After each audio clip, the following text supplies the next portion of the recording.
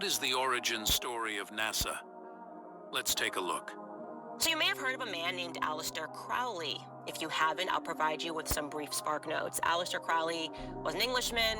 He was also a drug abuser. He was a bisexual who is credited with heavily influencing the eventual counterculture revolution of the 60s in America. Free love, free love. Yeah, that book, Chaos. Things got weird and satanic in the 60s in America. And America is where this Englishman, Aleister Crowley, eventually moved. But what he is most famous for is black magic. He was an occultist who pledged his allegiance to demons. He believed that he could summon demons.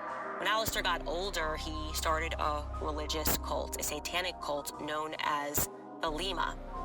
Crowley believed that the number of the beast, 666, was significant. He believed that humanity was entering in a new eon and that his religious motto, which was do what thou wilt, would rule it, right? He believed that actually he could create this beast and rule over nations by practicing rituals. He routinely practiced sex rituals, believed in free love, and he was very much connected to the elite in America. He was just openly publishing articles for Vanity Fair because he was best friends with their editor, and many of the elite in our society were his followers and believers. A Satanist. This is a fact. You can look this up. One such follower was a man named Jack Parsons, another wealthy young man. And here's what you should know about this time period. Before Jack Parsons enters the scene in America, the scientific consensus was that we would never enter space, that that was an impossibility. But this rich kid, who also happens to be an occultist and who also would perform sex rituals and blood sacrifice to summon demons, he expressed the belief that they could fundamentally alter humanity, and he had a vision. He said, no, we can make this work. We can get to space. Jack Parsons is barely acknowledged on NASA's website, and he's the man who made rockets a reality and co-founded the agency's Jet Propulsion Lab, JPL, home to missions which paved the way for the Apollo programs and continue to explore Mars and outer space today. JPL is NASA's only federally funded research and development center. Founded in 1936, the laboratory is now owned and sponsored by NASA and administered and managed by the California Institute of Technology. He invented jet propulsion technology in the face of industry-wide derision that rockets would never exist, but was also a senior figure in the occult and invited L. Ron Hubbard, yes, L. Ron Hubbard of Scientology, into his confidence.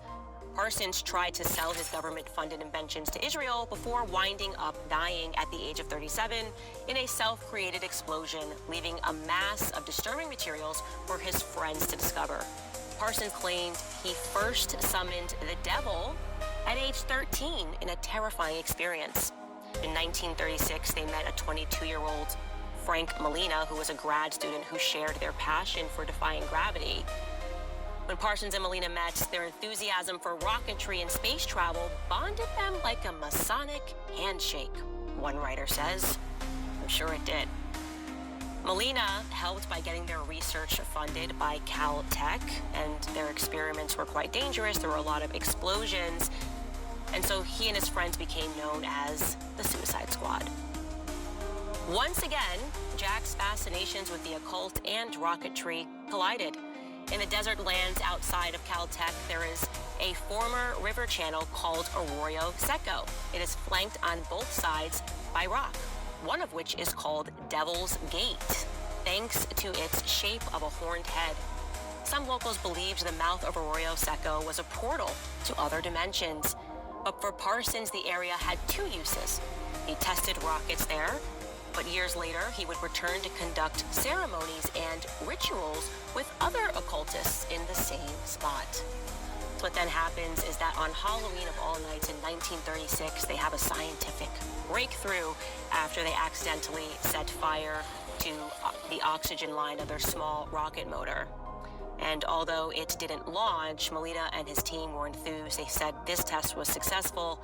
He wrote to his parents, and NASA would later consider that experiment, which happened again on Halloween, to be the first rocket experiment of what would later become the Jet Propulsion Laboratory.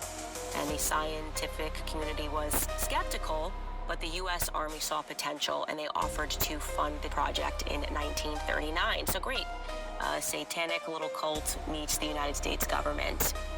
He was taken to a meeting of OTO, which stands for the Order of Templi Orientis, an occult society in Los Angeles in 1939, and he became fully engrossed.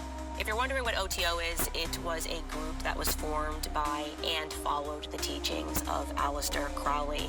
Again, the heroin-addicted sexual deviant and occultist who was considered the wickedest man in the world by the press in his native England. For a few years, Crowley considered Parsons his American protege. He chanted Crowley's hymn before he lit his rockets. They're just chanting satanic, demonic hymns before they lit these rockets, guys. This is not a joke. This is history that is hiding right under your nose. By 1941, he and his wife, Helen, who he had married 5 years earlier, were indicted into what was known as the Agape Lodge, which was a branch of the church which practiced Crowley's religion of Thelemic magic.